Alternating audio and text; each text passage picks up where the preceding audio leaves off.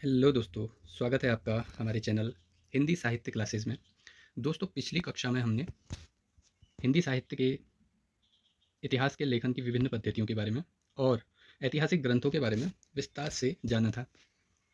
दोस्तों, आज हम उसी टॉपिक से रिलेटेड कुछ महत्वपूर्ण पीवाईक्यू क्वेश्चंस यहाँ पर को डिस्कस करेंगे, जो कि बहुत से एग्ज़ाम्स में पूछे जा चुके हैं।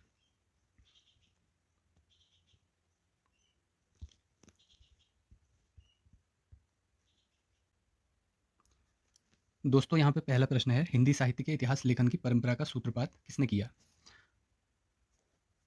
यहाँ पे 4 ऑप्शन दिए गए हैं, George Grierson, Garcin दातासी, Ramchandra Shukla या मिश्र बंधु। तो दोस्तों, हमने पढ़ा था कि हिंदी साहित्य के इतिहास लेखन की परंपरा का सूत्रपात यानी कि सबसे पहले हिंदी साहित्य का इतिहास ग्रंथ किसने लिखा था? तो आपको मालूम है, गार्सा दातासी ने हिंदी साहित्य के इतिहास का पहला ग्रंथ लिखा था, जो कि फ्रेंच भाषा में लिखा था, जिसका नाम था इस्तवार द ला लिटरेट्यूर एंदुई ए हिंदुस्तानी। ठीक है, तो इसका राइट ऑप्शन हो गया बी, गार्सा दातासी। दोस्तों, ये क्वेश्चन जो है टीजीटी परीक्षा 2002 में पूछा गया है। इसमें जो है इसका व्याख्या भी दी गई है। व्याख्या में ये बता रहा है कि हिंदी साहित्य के इतिहास लेखन की परंपरा का सूत्रपात गार्सा दा तासी ने किया था, जिन्होंने फ्रेंच भाषा में इस्तवार द ला लिटरेट्यूर एंदुई ए हिंदुस्तानी नामक ग्रंथ लिखा है। इसमें हिंदी और उर्दू के अनेक कवियों का विवरण वर्ण क्रम के अनुसार दिया है। इसका प्रथम भाग सन 1839 में तथा द्वितीय भाग 1847 ईस्वी में प्रकाशित हुआ था। दोस्तों, ये हमने पढ़ा था। इसके बाद जो है इसमें अन्य महत्वपूर्ण तथ्य भी कुछ दिए गए हैं। सन 1888 ईस्वी में एशियाटिक सोसाइटी ऑफ बंगाल की पत्रिका के विशेषांक के रूप में जॉर्ज ग्रियर्सन द्वारा रचित the modern vernacular literature of Hindustan का प्रकाशन हुआ, जो नाम से इतिहास न होते हुए भी सच्चे अर्थों में हिंदी साहित्य का पहला इतिहास कहा जा सकता है। दोस्तों, इसके बाद दूसरा क्वेश्चन है, हिंदी साहित्य के इतिहास लेखन का सर्वप्रथम प्रयास किसने किया था? वही क्वेश्चन को देखिए, इसने जो है घुमा करके पूछा है। ठीक है, हिंदी साहित्य के इतिहास लेखन का सर्वप्रथम प्रयास, तो वही ऑप्शन है इसमें, रामचंद्र शुक्ल, ग्रियर्सन, गारसा दत्तासी या फिर हजारी प्रसाद द्विवेदी। ये केवीएस प्रवक्ता परीक्षा में पूछा गया है 2014। तो दोस्तों, इसका भी वही आंसर है, गारसादा तासी। ठीक है, ये देखिए ऑप्शन सी। तो व्याख्या वही वाली हो जाएगी ना, पहले वाली व्याख्या इसमें भी होगी। तो पहले क्वेश्चन में जो व्याख्या है वह इसके लिए भी है। उसके बाद तीसरा क्वेश्चन है दोस्तों, हिंदी साहित्य के इतिहास का लेखन सर्वप्रथम किस भाषा में हुआ है? अंग्रेजी, फ्रेंच, जर्मन या उर्दू? दोस्तों, हिंदी साहित्य के इतिहास का लेखन सर्वप्रथम बोल रहा है, सबसे पहले हिंदी साहित्य का इतिहास किस भाषा में लिखा गया? तो ये है फ्रेंच भाषा में लिखा गया था। और लिखा किसने था? गार्सा दातासी ने। इनके ग्रंथ का नाम था इस्तवार दला लित्तेतुर एंदुई ए हिंदुस्तानी। दोस्तों, इसके बाद चौथा क्वेश्चन है, हिंदी साहित्य का इतिहास लिखने वाले प्रथम लेखक का नाम क्या है? रामचंद्र शुक्ल, गार्सा दातासी, शिव सिंह सेंगर या मिश्र बंधु? वही गार्सा दातासी। ठीक है, B, option B right answer है इसका, गार्सा दातासी। तो उसके बाद जो है व्याख्या वही है। इसके बाद अगला क्वेश्चन है दोस्तों, 4 क्वेश्चन हो गए। चौथे के बाद पाँचवां क्वेश्चन ये रहा आपका, कालक्रम के अनुसार लिखा गया हिंदी साहित्य का प्रथम इतिहास ग्रंथ कौन सा है? ये पूछ रहा है, काल क्रमानुसार लिखा गया हिंदी साहित्य का प्रथम इतिहास ग्रंथ कौन सा है? शिव सिंह सरोज, इस्तवार दलाल तेतुर एंदुई हिंदुस्तानी, तज किराए शुरा हिंदी या फिर the modern vernacular literature of Hindustan? तो दोस्तों, ये 4 ऑप्शन हैं। इनमें से कल हमने पढ़ा था कि इतिहास लेखन की 4 विधियां हैं, जिसमें से वर्णानुक्रम, कालानुक्रम, वैज्ञानिक और विधेयवादी। तो दोस्तों, हमने आपको ये बताया था कि जो modern vernacular literature of Hindustan है, यह कालानुक्रम पद्धति में लिखा गया एक इतिहास ग्रंथ है। तो इसका आंसर क्या हो जाएगा? D, modern vernacular literature of Hindustan. आगे देखिए, इस्तवार दला लिटरेट्यूर एंदुई ए हिंदुस्तानी नामक हिंदी साहित्य के इतिहास ग्रंथ के लेखक का नाम बताइए। फिर वही क्वेश्चन है दोस्तों, इसका आंसर भी वही हो गया, गार्सा दातासी, ऑप्शन ए। ठीक है, आगे देखते हैं, हिंदी साहित्य का पहला इतिहास लिखा गया था, ऑप्शन है संस्कृत भाषा में, जर्मन भाषा में, फ्रेंच भाषा में या अंग्रेजी भाषा में। तो जैसा कि आप सबको पता है, पहला इतिहास ग्रंथ जो है जर्मन भाषा में नहीं बल्कि फ्रेंच भाषा में लिखा गया था। ठीक है, तो इसका राइट आंसर क्या हो जाएगा? ऑप्शन सी, फ्रेंच भाषा में लिखा गया था। आठवां क्वेश्चन है दोस्तों, हिंदी के प्रथम व्याकरण लिखने वाले विद्वान कौन है? हिंदी में प्रथम व्याकरण लिखने वाले विद्वान, ऑप्शन है पहला ऑप्शन है जोशुआ केटलर, दूसरा है किशोरीदास वाजपेयी, तीसरा जॉर्ज ग्रियर्सन और चौथा है कामता प्रसाद गुरु। दोस्तों, ये क्वेश्चन पीजीटी परीक्षा में पूछा गया है 2009। तो हिंदी का प्रथम व्याकरण ग्रंथ लिखने वाले जो विद्वान हैं दोस्तों, वो हैं जोशुआ केटलर, यानी कि ऑप्शन ए।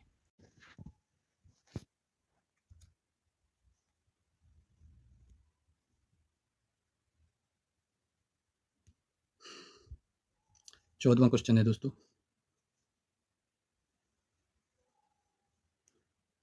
ग्रियर्सन के द्वारा लिखित the modern vernacular literature of Hindustan का हिंदी अनुवाद किसने किया? तो इसमें ऑप्शन है डॉक्टर किशोरी लाल गुप्त, डॉक्टर राम कुमार वर्मा, डॉक्टर लक्ष्मी सागर वार्ष्णेय या फिर डॉक्टर जगदीश गुप्त। तो दोस्तों इसका राइट आंसर है ऑप्शन ए, डॉक्टर किशोरी लाल गुप्त।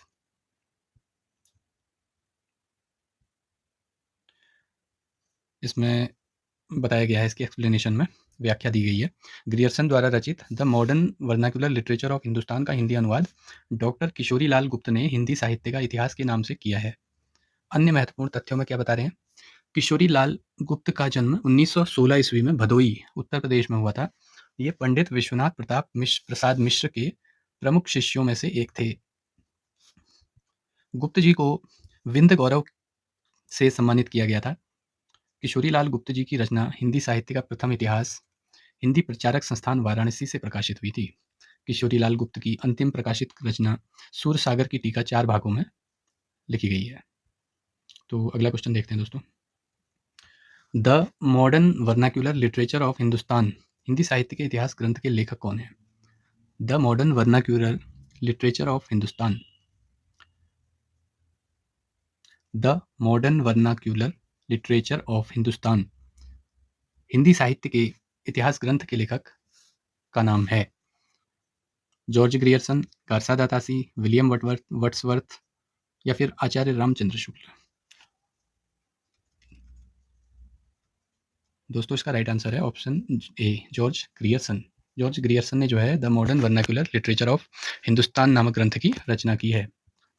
उसके बाद 16वां क्वेश्चन देखिए, the modern vernacular literature of Hindustan के लेखक कौन है? वही क्वेश्चन है दोस्तों, सी हो गया, जॉर्ज ग्रियर्सन। अब आगे बढ़ते हैं प्रश्न संख्या 17वीं में।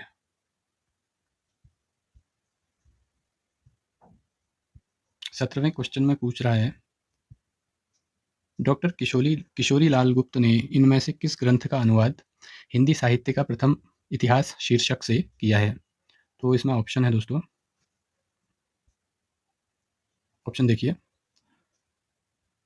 पहला ऑप्शन है इस्तवार दलाल लिटरेचर एंदुई है हिंदुस्तानी। ऑप्शन दूसरा है the modern vernacular literature of Hindustan. Option C है a sketch of Hindi literature. और लास्ट ऑप्शन है a history of Hindi literature. तो देखिए दोस्तों, बहुत इंपॉर्टेंट क्वेश्चन है, क्या हो सकता है इसका आंसर? ये जीआईसी प्रवक्ता परीक्षा 2012 में पूछा गया है दोस्तों। इसका राइट आंसर है ऑप्शन बी, यानी कि the modern vernacular literature of Hindustan. वही क्वेश्चन है दोस्तों जो ऊपर पूछा गया था ना, कि the modern vernacular literature of Hindustan का का हिंदी अनुवाद किसने किया था। यहाँ पे उस क्वेश्चन को घुमा के पूछा है, ठीक है। तो ऑप्शन बी इसका राइट आंसर है। देखिए इसके बाद 18वां क्वेश्चन देखते हैं, इनमें से किस साहित्य इतिहास ग्रंथ को किशोरी लाल गुप्त ने हिंदी साहित्य का इतिहास नाम से अनुवाद करके प्रकाशित करवाया? दोस्तों वही क्वेश्चन है।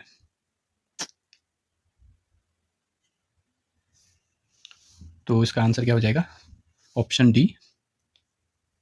ऑप्शन डी क्या है दोस्तों? A, modern vernacular literature of northern Hindustan, ठीक है। राइट आंसर डी हो गया, देख सकते हैं आप। इसके बाद जो है अगला क्वेश्चन 19वां, किस लेखक के इतिहास ग्रंथ में सर्वप्रथम हिंदी साहित्य का काल विभाजन मिलता है? किस लेखक के इतिहास ग्रंथ में सर्वप्रथम हिंदी साहित्य का काल विभाजन मिलता है? इसमें ऑप्शन ए है शिव सिंह सेंगर, बी है में महेश दत्त शुक्ल, सी है मौलवी करीमुद्दीन और डी है जॉर्ज ग्रियर्सन। तो इसका किस लेखक के इतिहास ग्रंथ में सर्वप्रथम हिंदी साहित्य का काल विभाजन? तो दोस्तों बहुत ही अच्छा क्वेश्चन है, इसका राइट आंसर हो जाएगा जॉर्ज ग्रियर्सन। जॉर्ज ग्रियर्सन के इतिहास ग्रंथ में सबसे पहले साहित्य इतिहास का काल विभाजन देखने को मिलता है। हिंदी साहित्य के इतिहास का काल विभाजन करने वाले प्रथम इतिहासकार डॉक्टर जॉर्ज ग्रियर्सन है। उन्होंने आदिकाल की समय सीमा 1400 ईस्वी तक मानी है। अगला क्वेश्चन देखते हैं दोस्तों, 20वां, किस साहित्य इतिहास के लेखक ने काल विभाजन में कवियों के नाम का सर्वाधिक उपयोग किया है? कवियों के नाम का सर्वाधिक उपयोग किस साहित्यकार ने किया है? तो यानी कि सबसे ज़्यादा बड़ा काव्य संग्रह किसका था दोस्तों? आपको पता है कि आचार्य शुक्ल जी ने किस साहित्यकार के बारे में लिखा था कि बहुत बड़ा भारी बड़ा भारी वृत्त संग्रह। तो आपको पता होना चाहिए कि इसका ऑप्शन जो है मिश्र बंधु, यानी कि मिश्र बंधु विनोद को उन्होंने जो है मिश्र बंधुओं की रचना को कहा था बहुत बड़ा भारी काव्य वृत्त संग्रह। तो इसका ऑप्शन ए राइट आंसर हो जाएगा। तो इसमें कुछ इन्होंने दे रखा है।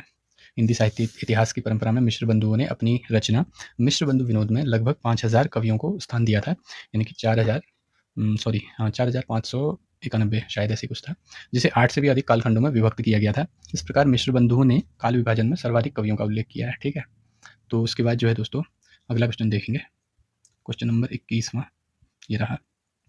इसमें पूछ रहा है कि भाई मिश्र बंधु विनोद नामक हिंदी साहित्य के इतिहास लेखकों के नाम क्या क्या हैं। दोस्तों इसमें पूछ रहा है कि भाई मिश्र बंधु विनोद में कौन कौन सम्मिलित हैं, कौन कौन 3 भाई सम्मिलित हैं। तो इसमें पहला ऑप्शन है श्याम बिहारी, सुखदेव बिहारी और राम बिहारी मिश्र। ऑप्शन बी है गणेश बिहारी, श्याम बिहारी और सुखदेव बिहारी मिश्र। और तीसरा ऑप्शन है गणेश बिहारी, श्याम बिहारी और राम बिहारी मिश्र। ऑप्शन डी है गणेश बिहारी, सुखदेव बिहारी और राम बिहारी। तो दोस्तों बहुत इंपॉर्टेंट क्वेश्चन है।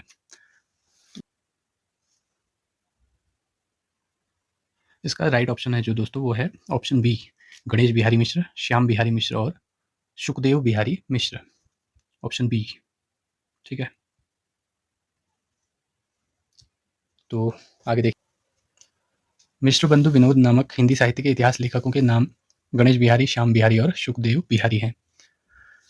मिश्र बंधु विनोद के 4 भाग थे। प्रथम 3 भागों का प्रकाशन 1913 में किया गया, जबकि चौथा भाग 1934 में प्रकाशित हुआ। मिश्र बंधु विनोद के प्रथम 3 भागों को हिंदी नवरत्न के नाम से प्रकाशित करवाया है। अगला क्वेश्चन देखते हैं दोस्तों, मिश्र बंधु विनोद का चौथा भाग कब प्रकाशित हुआ। बहुत आसान है, ऊपर हमने पढ़ लिया है, चौथा भाग 1934 में प्रकाशित हुआ था। तो इसका ऑप्शन ए राइट आंसर हो जाएगा। ठीक है, आगे देखते हैं, मिश्र बंधु विनोद कितने भागों में प्रकाशित हुआ बोल रहा है। 3 भागों में, 4 भागों में, 1 भाग में या 2 भाग में। तो अभी हमने जैसे कि ऊपर पढ़ा है दोस्तों, मिश्र बंधु विनोद कितने भागों में प्रकाशित हुआ था। तो इसका ऑप्शन बी यानी कि 4 भागों में सही हो जाएगा। ठीक है, मिश्र बंधु विनोद कितने भागों में प्रकाशित हुआ था, 4 भागों में प्रकाशित हुआ था। ठीक है, अगला क्वेश्चन है, मिश्र बंधुओं ने परिवर्तन काल की समय सीमा निर्धारित की है। परिवर्तन काल 1890 से लेकर के 1925, 1791 से 1889, 1890 ईस्वी से 1925 विक्रम, या फिर 1791 संवत से लेकर के 1889 विक्रम। तो दोस्तों ये फैक्ट पे बेस्ड क्वेश्चन पूछा है। इसका राइट आंसर है ऑप्शन ए, 1890 से लेकर के 1925। ठीक है, ये इनका काल विभाजन है। तो इन्होंने जो है प्रारंभिक काल, माध्यमिक काल और अलंकृत काल, प्रारंभिक, माध्यमिक, अलंकृत और परिवर्तन काल और वर्तमान काल 5 भागों में बांटा है। हिंदी साहित्य के इतिहास को किसने बांटा है, मिश्र बंधुओं ने। ठीक है, तो आगे देखते हैं, 25वां क्वेश्चन है दोस्तों, आचार्य रामचंद्र शुक्ल ने प्रथम उत्थान का समय कब से कब तक माना है। तो ऑप्शन है 1850 से 1885, दूसरा है 1857 से 1900, 1868 से 1893 या फिर 1800 से लेकर 1850। तो बताइए इसका आंसर क्या हो सकता है आपके हिसाब से। ये पीजीटी परीक्षा में पूछा गया है दोस्तों। इसका राइट ऑप्शन होगा 1868 से लेकर 1893 यानी कि ऑप्शन सी। ठीक है, तो यहाँ पे इनका काल विभाजन भी दे रखा है शुक्ल जी का, देख सकते हैं आप। आचार्य शुक्ल ने प्रथम उत्थान का समय 1868 से 1893। तो ये चीज़ें हैं इसमें। अगला क्वेश्चन देखिए, आचार्य रामचंद्र शुक्ल ने हिंदी साहित्य का इतिहास के आधुनिक गद्य साहित्य परंपरा का प्रवर्तन के अंतर्गत प्रथम उत्थान की काल अवधि निर्धारित की है। तो प्रथम उत्थान की काल अवधि दोस्तों, अभी अगर विक्रमी संवत में देखेंगे तो वो अलग हो जाता है। ठीक है, और जो ऊपर दिया हुआ था वह था ईस्वी में। तो आपको पता होना चाहिए ईस्वी और विक्रमी में क्या अंतर है। तो इसमें क्या हो जाएगा दोस्तों, ये पूछ रहा है प्रथम उत्थान। ठीक है, प्रथम उत्थान यानी कि हम कह सकते हैं आदिकाल। ठीक है, तो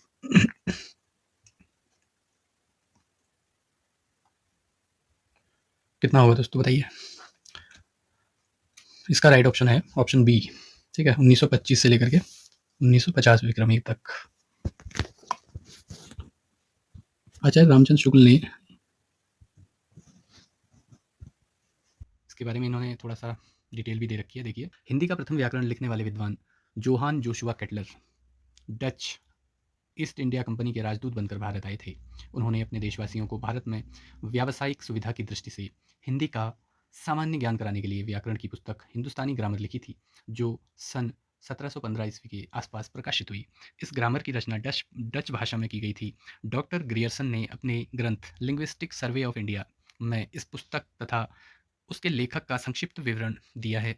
सन 1943 ईस्वी में पंडित किशोरी दास वाजपेयी का ब्रजभाषा व्याकरण प्रकाशित हुआ और इसी के साथ व्याकरण लेखन में नई चेतना का संचार हुआ। इसके बाद वाजपेयी जी की अच्छी हिंदी का नमूना 1948, ब्रजभाषा का प्रथम व्याकरण 1949, हिंदी निरुक्त 1949 तथा हिंदी शब्द अनुशासन 1958 में प्रकाशित हुआ। तो ये क्वेश्चन हो गया दोस्तों। इसके बाद हम अगले क्वेश्चन की तरफ बढ़ते हैं, यानी कि क्वेश्चन नंबर 9। क्वेश्चन नंबर 9 में पूछ रहा है, हिंदी साहित्य के इतिहास को व्यवस्थित रूप देने का श्रेय किसको जाता है? हिंदी साहित्य के इतिहास को व्यवस्थित रूप देने का श्रेय किसे जाता है? शिव सिंह सेंगर, आचार्य रामचंद्र शुक्ल, जॉर्ज ग्रियर्सन या मिश्र बंधु? दोस्तों ये भी पीजीटी परीक्षा में पूछा गया क्वेश्चन है।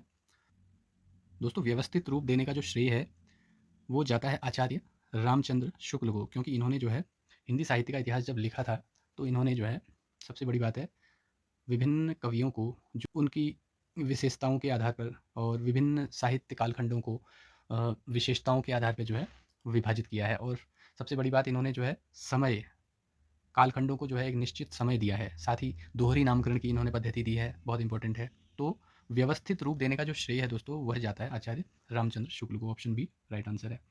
तो इसमें कुछ दे रखा है, हिंदी साहित्य के इतिहास को व्यवस्थित रूप देने का श्रेय आचार्य रामचंद्र शुक्ल को जाता है। इन्होंने हिंदी साहित्य का इतिहास 1929 ईस्वी में लिखा, जो मूलतः नागरी प्रचारणी सभा के द्वारा प्रकाशित हिंदी शब्द सागर की भूमिका के रूप में लिखा गया था, जिसे आगे परिवर्तित एवं विस्तृत करके स्वतंत्र पुस्तक का रूप दे दिया गया।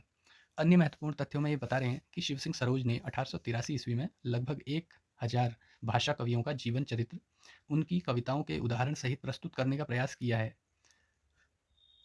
यह शिव सिंह सेंगर के द्वारा लिखित है, यानी कि शिव सिंह सरोज।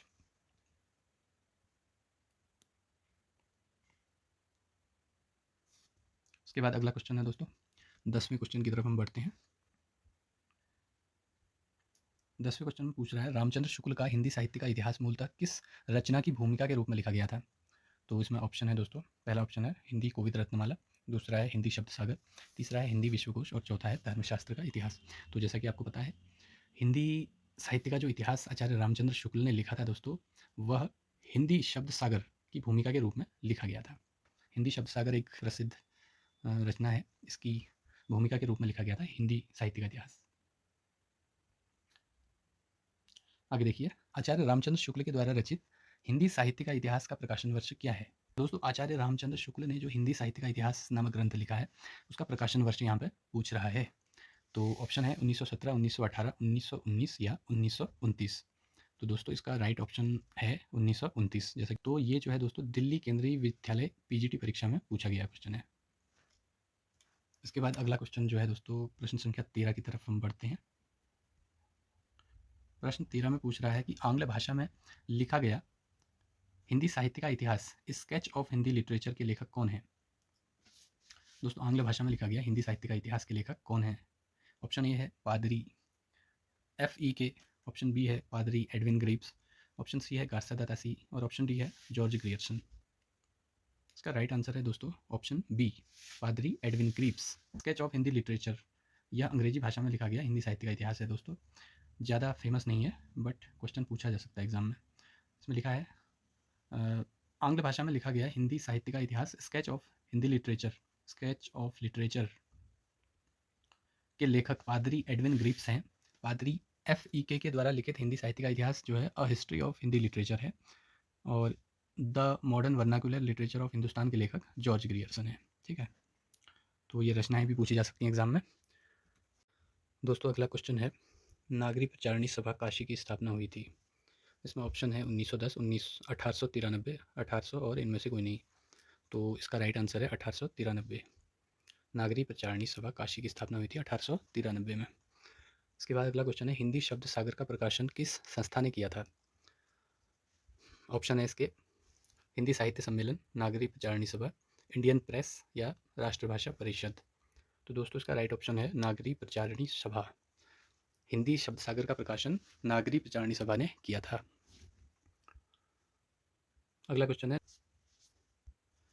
नागरी प्रचारिणी सभा के संस्थापकों में कौन शामिल नहीं थे? ऑप्शन है इसके बाबू श्याम सुंदर दास, पंडित राम नारायण मिश्र, रामचंद्र वर्मा या ठाकुर शिव कुमार सिंह। दोस्तों इसका सही ऑप्शन है रामचंद्र वर्मा।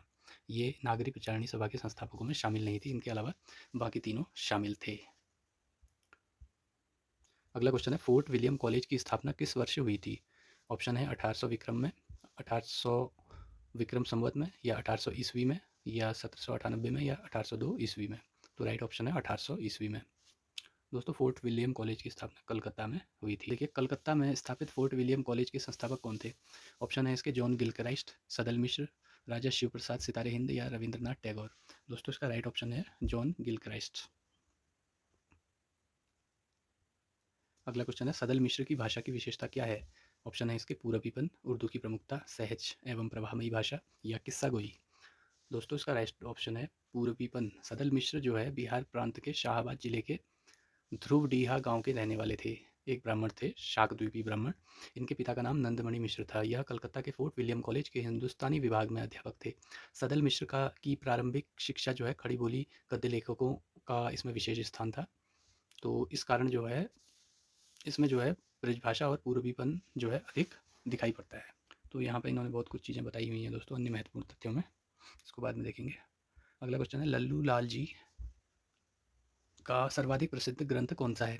ऑप्शन है शकुंतला नाटक, प्रेम सागर, सिंहासन बत्तीसी या बैताल बत्तीसी। दोस्तों इसका राइट ऑप्शन है बैताल बत्तीसी। उसके बाद अगला क्वेश्चन है प्रेम सागर किसकी रचना है? ऑप्शन है सदल मिश्र, लल्लू लाल, इंशाल्लाह खां या नासिकेतोपाख्यान। तो इसका ऑप्शन बी राइट है, लल्लू लाल इसका सही ऑप्शन है। प्रेम सागर लल्लू लाल की प्रमुख रचना है। ठीक है दोस्तों, अगला क्वेश्चन है रानी केतकी की कहानी के लेखक कौन है?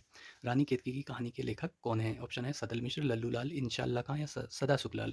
राइट ऑप्शन है दोस्तों इंशाल्लाह खां। नासिकेतोपाख्यान के लेखक कौन है? ऑप्शन है सदल मिश्र, इंशाल्लाह खां, लल्लू लाल या इनमें से कोई नहीं। दोस्तों राइट ऑप्शन है सदल मिश्र। तो दोस्तों आज की क्लास में इतना ही, मिलते हैं आपसे नेक्स्ट वीडियो में।